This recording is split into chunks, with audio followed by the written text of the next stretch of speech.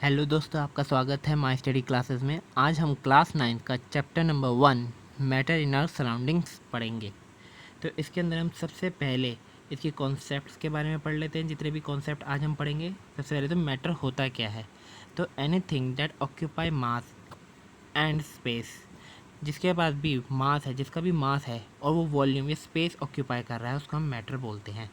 तो फिर आता है कि मैटर की कितनी स्टेट्स आती हैं। तो मतलब कितनी तरीके का मैटर होगा, मतलब सॉलिड होगा एक होगा लिक्विड और गैस। इन तीनों में डिफरेंस क्या है। जैसे सॉलिड का डेफिनेट शेप होता है, डेफिनेट वॉल्यूम होता है, वो फ्लो नहीं करता एज लाइक फ्लूइड्स की तरह जो लिक्विड और गैसेस होते हैं। इसके पार्टिकल क्लोजली पैक्ड होते हैं, इनकम्प्रेसिबल है, इसे कंप्रेस और प्रेशर देके कंप्रेस नहीं किया जा सकता, जैसे कि टेबल चेयर इसके एग्जांपल हो गए। लिक्विड्स में क्या क्या आएगा हमारा, जैसे इनकी डेफिनेट शेप नहीं होती, इनका फिक्स्ड वॉल्यूम होता है, दे कैन फ्लो, ये फ्लो कर सकते हैं, इसलिए हम इसे फ्लूइड बोल सकते हैं। पार्टिकल्स जो हैं वो लूजली पैक्ड होंगे, ये लिटिल कंप्रेसिबल है, इसे हल्का सा कंप्रेस किया जा सकता है, जैसे कि वाटर और मिल्क हो गया। फिर आते हैं हमारे गैसेस, इनकी कोई डेफिनेट शेप नहीं होती, इनका कोई फिक्स्ड वॉल्यूम नहीं होता, ये फ्लो कर सकते हैं बिकॉज ये भी फ्लूइड में ही आते हैं। पार्टिकल्स जो हैं वो टू लूजली पैक्ड हैं, एकदम दूर दूर होते हैं, इनका इंटरमोलिकुलर फोर्स या अट्रैक्शन नहीं होता पार्टिकल्स का, हाईली कंप्रेसिबल होती हैं गैसेस जैसे एयर और ऑक्सीजन। उसके बाद आता है हमारा matter is made up of particles. तो उनकी फिजिकल नेचर क्या है पार्टिकल का, जैसे particles of a matter are continuously moving. जो मैटर के पार्टिकल्स हैं वो कंटिन्यूसली मूव करेंगे, क्यों? क्योंकि उनके पास काइनेटिक एनर्जी होती है। Particles of matter have space between them, मतलब दो पार्टिकल्स के बीच में स्पेस होगा। और particles of matter attract each other, और ये एक पार्टिकल दूसरे पार्टिकल को एक दूसरे की तरफ अट्रैक्ट करेगा, ये दोनों एक दूसरे को आपस में अट्रैक्ट करेंगे। उसके बाद आता है change of state of matter, कि हम मैटर का स्टेट किस तरह से बदल सकते हैं, जैसे कि टेम्परेचर या प्रेशर के तरीके से।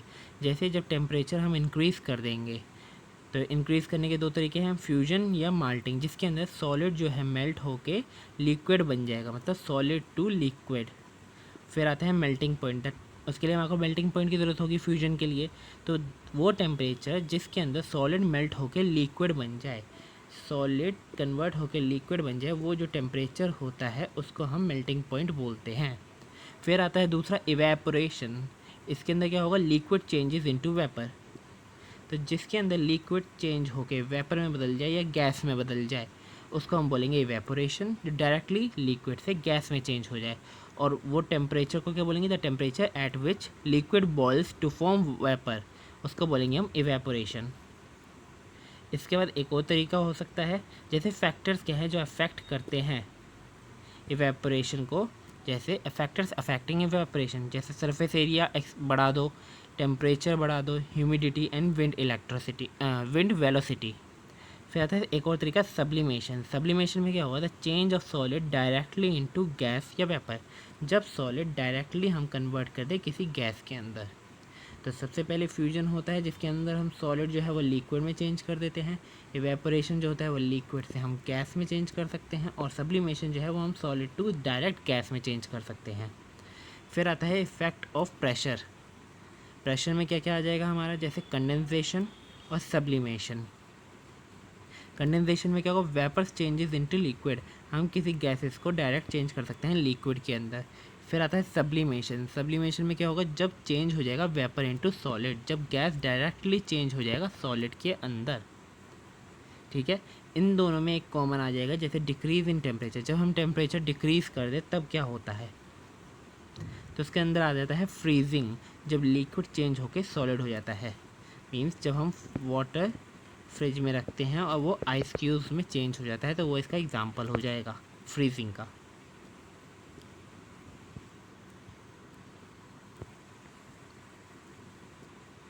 तो सबसे पहले वही आता है मैटर क्या है।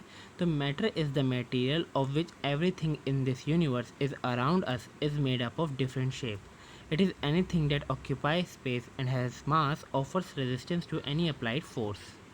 तो मैटर कोई भी चीज़ होगी जिसके पास स्पेस है और जिसके पास मास है, और किसी भी जब हम उसके ऊपर फोर्स लगाए तो वापस वो अपनी शेप में आ जाए, या उस फोर्स के अप्लाइड वो खुद भी एक फोर्स लगाए, तो उसे हम मैटर बोलेंगे।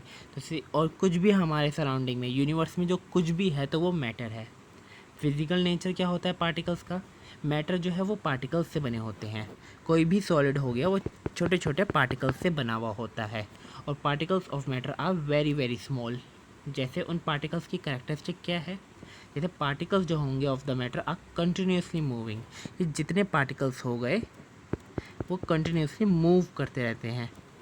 दे पोजेस क्यों? Because of kinetic energy. जैसे जैसे टेम्परेचर बढ़ता जाएगा पार्टिकल मूव फास्टर, उतनी तेज ये मूव करेंगे, because of kinetic energy of the particle increases. तो जब भी टेम्परेचर बढ़ेगा तो काइनेटिक एनर्जी भी बढ़ेगी, जिसकी वजह से पार्टिकल्स जो है वो मूव करेंगे। ठीक है, और जल्दी जल्दी पार्टिकल्स मूव करेंगे। फिर आता है particles of matter have space between them. कोई भी दो पार्टिकल्स के बीच में स्पेस होगा। तो व्हेन वी मेक टी या कॉफ़ी या लेमनेड, जिसे नींबू पानी कहते हैं, तो particles of one type of matter get into the space between the particle of other. This show that there is enough space between the particles of matter. जैसे कि इस एक्सपेरिमेंट में देखिए, यहाँ पे हमने वाटर लिया, वाटर के पार्टिकल्स हैं ये रहे, इनके अंदर हमने सॉल्ट ऐड कर दिया। तो जितने सॉल्ट के पार्टिकल्स होंगे वो इस वाटर के पार्टिकल्स के बीच बीच में जाकर स्टे हो जाएंगे, वो वहीं पे ही रह जाएंगे। तो जब इसको हम स्टेयर करेंगे तो वो इसके स्पेस के बीच में जा जाकर बैठेंगे और एक जैसा मिक्सचर हमें दिखेगा। तो when we dissolve salt in water, तो particles of salt get dissolve into the space between the particles of water. तो जितने भी पार्टिकल्स होंगे सॉल्ट के, वो सारे वाटर के सॉल्ट के बीच में जाकर बैठ जाएंगे। तो इससे पता चलता है कि particles have space between them. फिर आता है particles are varying and have space between them, और फिर particles of matter attract each other. और उन दो पार्टिकल्स के बीच में एक अट्रैक्शन होता है। When we open a water tap, try to break the stream of water without fingers, we can do this, नहीं कर सकते, because the stream of water remain together. Particles of water are held together because of the force of attraction between them. जब भी पानी कहीं से बह रहा होता है, हम उसको क्या कट कर सकते हैं? उसका फ़्लो नहीं कर सकते। क्यों?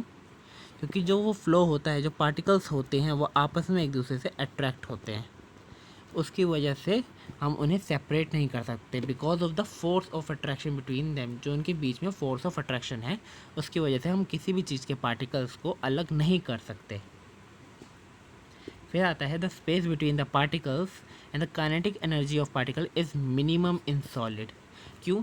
क्योंकि सॉलिड के जो पार्टिकल्स हैं वो ज़्यादातर एक साथ रहते हैं,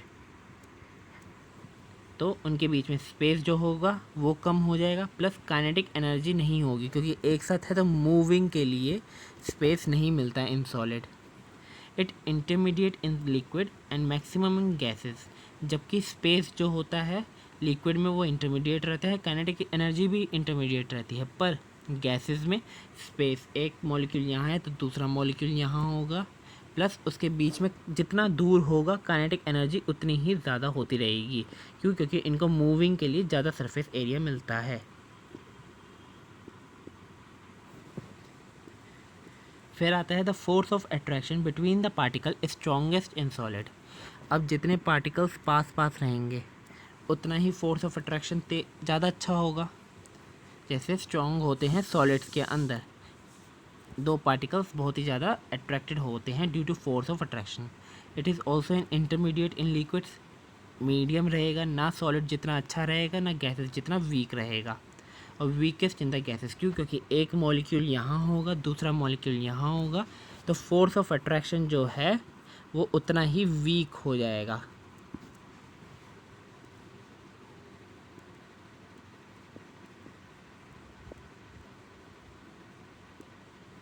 अब the movement of particle is minimum in solids.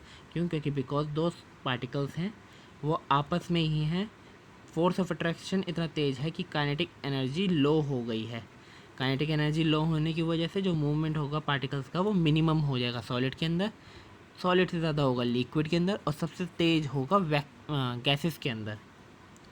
जैसे कि इस एग्जांपल में देखो डायग्राम में इसके पार्टिकल्स जो हैं, ये ब्लैक ब्लैक डॉट्स जो बने हुए हैं, पार्टिकल्स आपस में टाइटली पैक्ड है।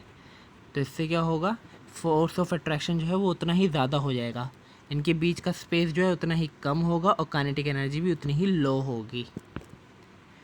गैसेस लिक्विड के केस में स्पेस और काइनेटिक एनर्जी जो है वो मीडियम होगी, प्लस लेकिन जो मूवमेंट होगी वो मीडियम होगी, गैस सॉलिड से ज़्यादा होगी पर।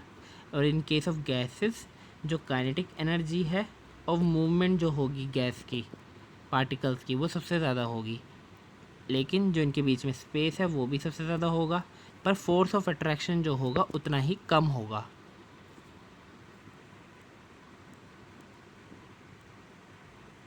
तो वही है ABC shows the magnified systematic portion of 3 states of matter. जैसे इसी में ही उस डायग्राम में क्लियर ना हो तो इसके अंदर पार्टिकल्स दिखे हुए हैं कि अरेंजमेंट क्या है particle in 3 states of matter और उनकी मूवमेंट किस तरह से होती है। सॉलिड में एकदम टाइटली पैक्ड हैं, लिक्विड में उससे लूज़ होते हैं और गैसेस में तो एकदम फ्रीली मूव कर रहे होते हैं पार्टिकल्स। फिर आता है स्टेट्स ऑफ मैटर।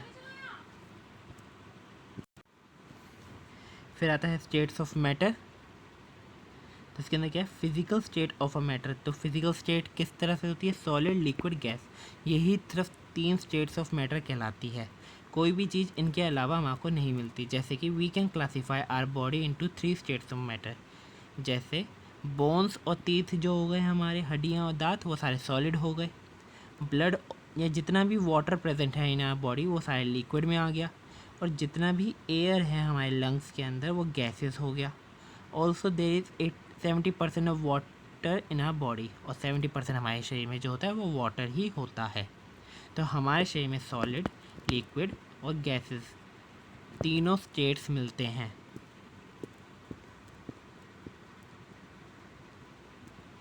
तो सबसे पहले आता है सॉलिड स्टेट क्या है, उसकी करैक्टरिस्टिक फीचर्स क्या होते हैं।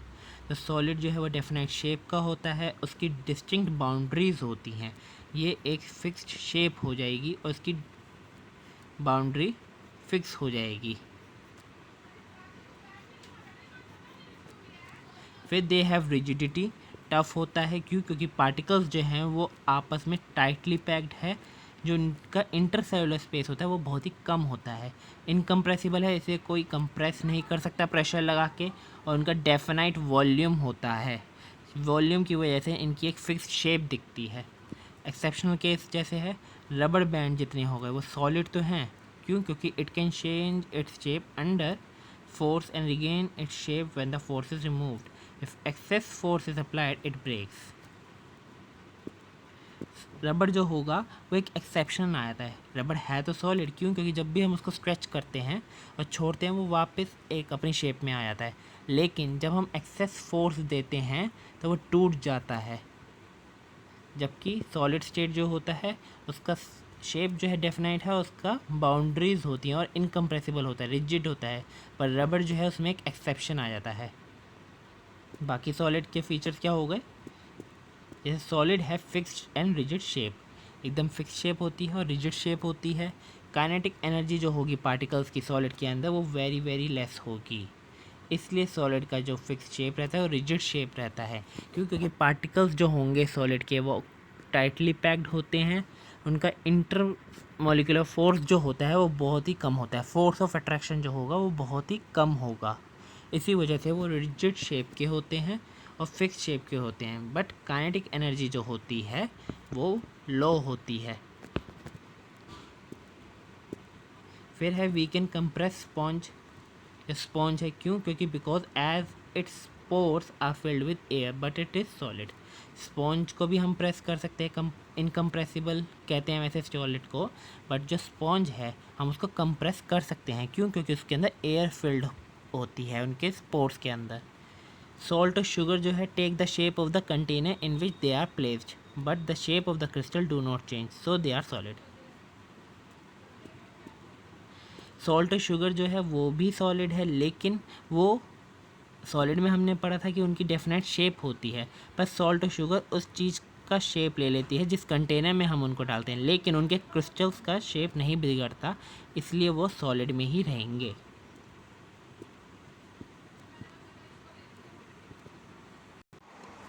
फिर आता है लिक्विड स्टेट। लिक्विड की क्या करेक्टरिस्टिक फीचर्स हैं वो पढ़ेंगे अब हम। जैसे liquid have fluidity, they are not rigid. जो फ्लूइडिटी मतलब वो बहता है, जैसे वाटर है वो बह सकता है, ठीक है। उनकी फिक्स कोई शेप नहीं है। दे आर लो कंप्रेसिबल, उनको कंप्रेस किया जा सकता है लेकिन एक लिमिट तक। नो डेफिनाइट शेप, कोई शेप नहीं होगी, जिस कंटेनर में डालोगे उस वेसल का या कंटेनर का हो जाएगा, इनकी कोई बाउंड्रीज नहीं होती, जिस शेप ऑफ अ वेसल में डालोगे वही शेप ले लेता है। डेफिनाइट वॉल्यूम होता है, अगर 5 ml है तो 5 ml ही रहेगा, 10 नहीं बन जाएगा वो। फिर force of attraction between particles of liquid keep its volume same. जो पार्टिकल्स होंगे वाटर के, भले ही उनके अंदर थोड़ा सा इंटरमोलिकुलर फोर्स होता है, लेकिन फोर्स ऑफ अट्रैक्शन की वजह से उसका वॉल्यूम जो है वो सेम रहता है। Liquids are substances having fixed volume, उनका फिक्स्ड वॉल्यूम रहता है, और नॉट फिक्स शेप, लेकिन कोई शेप नहीं रहता। They have the change the shape of the container in which they are stored. जिस वेसल या जिस कंटेनर में उनको डालोगे वो उसी का ही शेप ले लेते हैं। गैसेस में जैसे हो गया oxygen, carbon dioxide from the atmosphere diffuse the dissolve in water. Due to these gases aquatic plants and animals are able to survive. जैसे कि जितने भी गैसेस और कार्बन डाइऑक्साइड एटमॉस्फेयर से आएगी वो सारी डिफ्यूज़ हो जाती हैं आपके ओशंस, लेक्स, इन सब के अंदर, जिसकी वजह से एक्वेटिक लाइफ प्लांट्स की और एनिमल्स की चल रही होती है, इसी के ऊपर ही डिपेंड होती है। Diffusion is much more in liquid than in solid. Diffusion जैसे हमने पिछली क्लास में पढ़ा था फंडामेंटल यूनिट ऑफ लाइफ के अंदर, ये ज़्यादातर लिक्विड में होता है, सॉलिड में नहीं हो सकता, due to free movement of particle of liquid. Liquid की फ्री पार्टिकल्स ऑफ मूवमेंट की वजह से वो आराम से डिफ्यूज़ हो सकते हैं उसके मॉलिक्यूल, जबकि सॉलिड के नहीं हो सकते।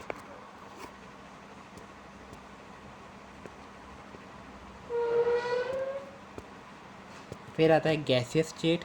गैसियस स्टेट की क्या करेक्टरिस्टिक आ गई, जैसे ये भी फ्लूइडिटी होती है, ये भी फ्लो कर सकता है। दे हैव हाई कंप्रेसिबिलिटी, हम इसको बहुत ज़्यादा कंप्रेस कर सकते हैं, जैसे कंप्रेस गैसेस होती हैं हमारी जितनी भी। They have no definite boundaries, कोई बाउंड्रीज नहीं है, फ्री हो जाती हैं, फ्लो करती हैं। They have no definite shape, कोई शेप नहीं होगा, जिस चीज़ में डालोगे उसमें हो जाएगा। हैव नो डेफिनाइट वॉल्यूम, कोई डेफिनाइट वॉल्यूम भी नहीं है। The particles in a gases are free to move in any direction, hence gases can flow. जितने भी पार्टिकल्स होंगे गैसेस के वो फ्री होते हैं टू मूव, उनके बीच में फोर्स ऑफ अट्रैक्शन जो है वो बहुत ही कम होता है या होता ही नहीं, जिसकी वजह से वो आराम से फ्लो कर सकते हैं।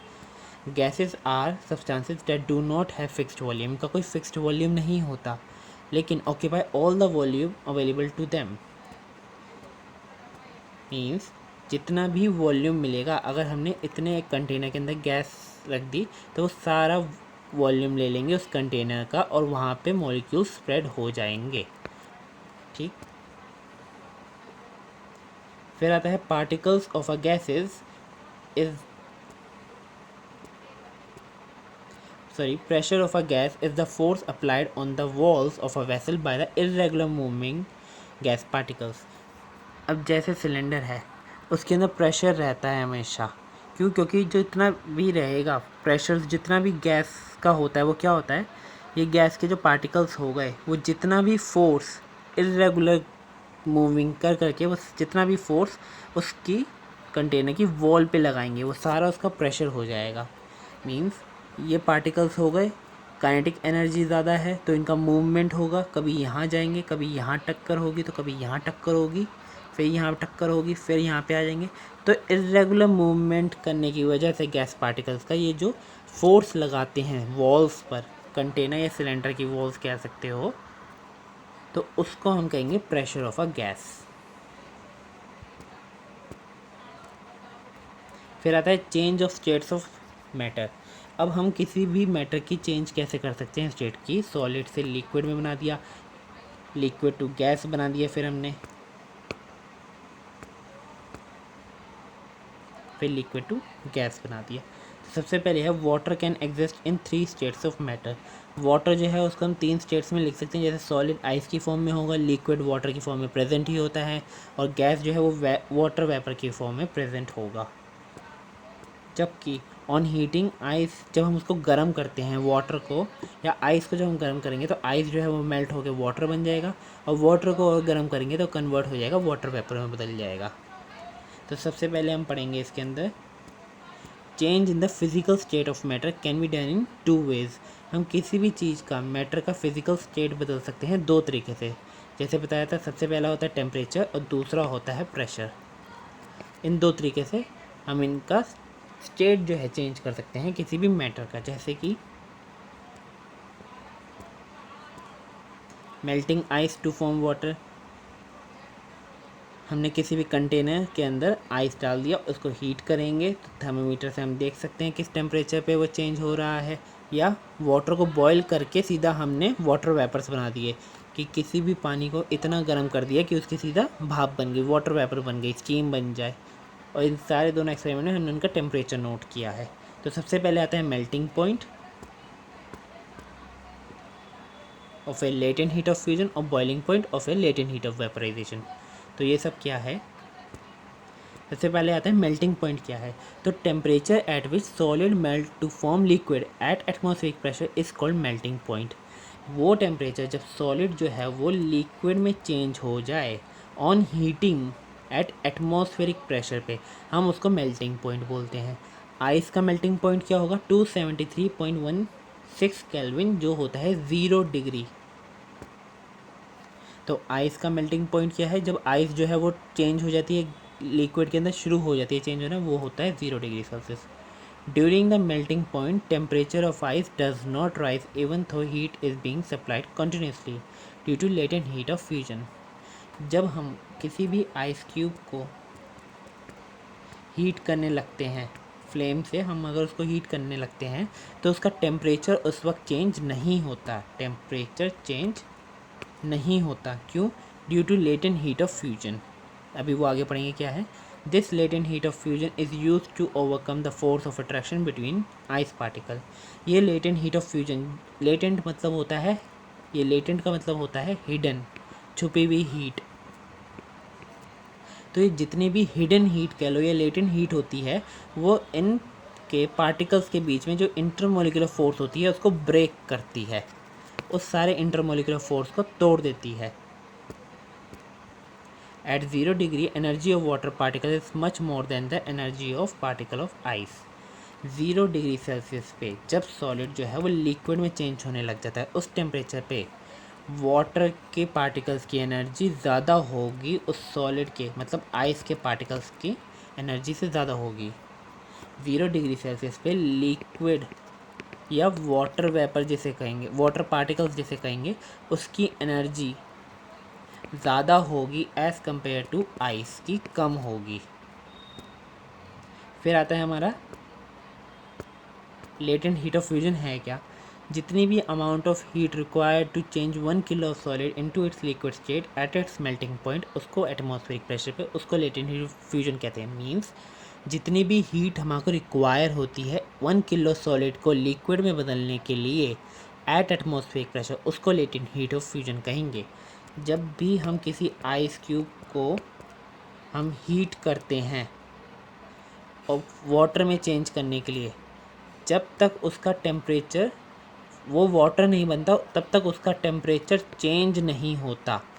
अब वो जो टेम्परेचर चेंज नहीं होता पर हम हीट तो प्रोवाइड कर रहे हैं, तो वो हीट जो है वो आइस क्यूब के इंटरमोलिकुलर फोर्सेस को, जो 2 पार्टिकल्स के बीच में जो इंटरमोलिकुलर फोर्स होता है, उसको ब्रेक कर देती है। जैसे ही वो इंटरमोलिकुलर फोर्स या फोर्स ऑफ अट्रैक्शन टूटता है, उसी वक्त ही आइस क्यूब जो है वो लिक्विड में चेंज हो जाती है, वो वाटर बन जाती है। तो उसे ही हम बोलते हैं लेटेंट हीट ऑफ फ्यूजन, जो हिडन हीट होती है, जो दिखती नहीं है, ना ही टेम्परेचर चेंज होने पे शो करती है। फिर आता है बॉइलिंग पॉइंट क्या है। तो temperature at which liquid boils to form vapour at atmospheric pressure, उसको हम बोलेंगे बॉइलिंग पॉइंट। वो टेम्परेचर जब लिक्विड चेंज हो जाए किसी भी गैस के अंदर वाटर वेपर की फॉर्म में, तो उसको हम बोलेंगे बॉइलिंग पॉइंट। और बॉइलिंग पॉइंट वाटर का जो है वो होता है 100 डिग्री सेल्सियस।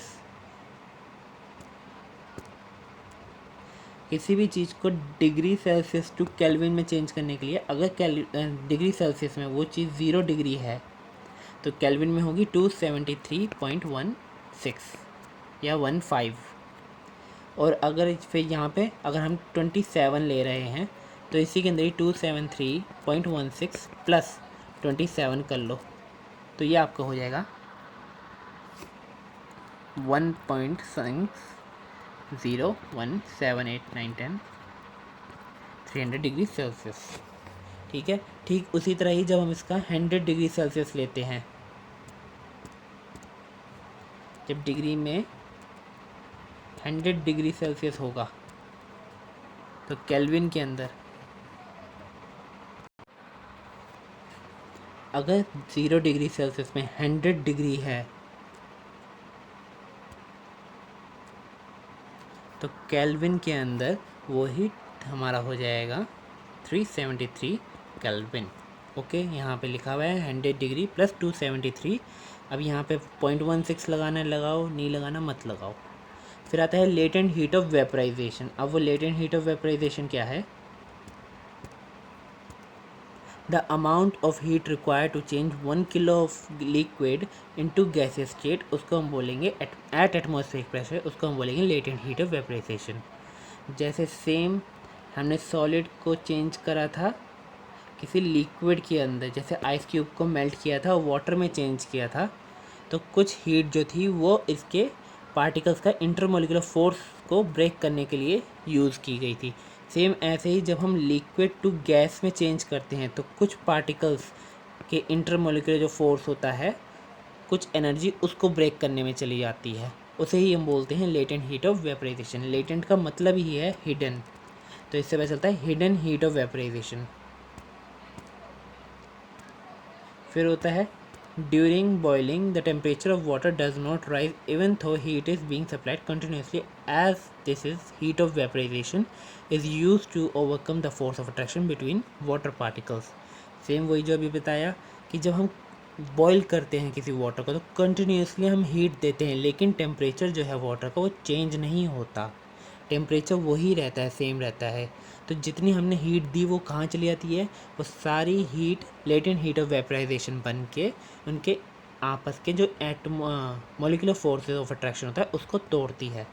दो पार्टिकल्स के बीच में जो फोर्स ऑफ अट्रैक्शन होता है उसको ब्रेक करने का काम करती है, उनको अलग कर देती है, सेपरेट कर देती है, जिससे उनका स्टेट जो होता है वो चेंज हो जाता है, कभी सॉलिड टू लिक्विड और फिर liquid to gas.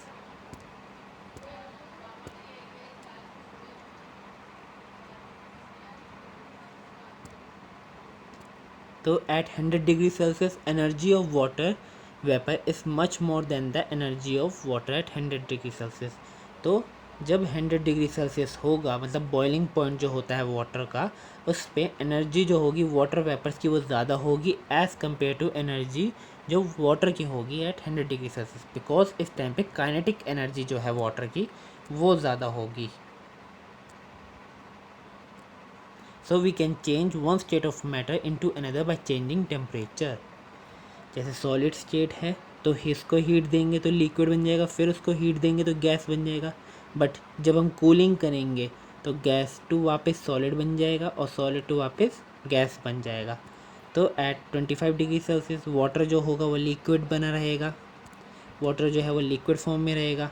0 degree Celsius पे वही वाटर जो है हमारा सॉलिड फॉर्म में बदल जाएगा, आइस क्यूब में दिखेगा। और 100 डिग्री सेल्सियस पे वही वाटर हमारा गैसियस फॉर्म में रह जाएगा। फिर आता है sublimation. The change of solid directly into water vapour on heating and of vapours into solid on cooling without passing through the intervening liquid state is called sublimation. तो sublimation क्या है? जब डायरेक्टली सॉलिड जो है वो directly change हो जाएगा gases के अंदर हीट करने पर, और ऑन कूलिंग करने पे, ठंडा करने पे गैसेस टू डायरेक्टली सॉलिड में चेंज हो जाएगा, लिक्विड में आएगा ही नहीं, लिक्विड स्टेट में पहुँचेगा ही नहीं, तो हम उसको बोलते हैं सब्लिमेशन। सब्लिमेशन का एग्जांपल क्या है, जब कैम्फर या अमोनियम क्लोराइड जिसे कपूर बोलते हैं, हम उसको हीट करते हैं ना China dish covered by an intermediate funnel. ये हमने फनल रखी, ठीक है, ऊपर हमने कॉटन प्लग लगा दिया उसके मुंह पर, और यहाँ पे रख दिया हमने अमोनियम क्लोराइड NH4Cl और कैम्फर जिसे कहते हैं। हमने यहाँ पे NH4 प्लस NaCl, उसके अंदर थोड़ा सा NaCl भी यूज़ कर लिया। NaCl डालते ही तो जितने भी वेपर्स होंगे जब उसको हीट करा जाएगा, जो कैम्फर होगा वो जो वेपर्स होंगे अमोनियम क्लोराइड के, वो कन्वर्ट हो जाएंगे सॉलिड अमोनियम क्लोराइड के, ठीक है। और उसके बाद ऑन कॉन्टैक्ट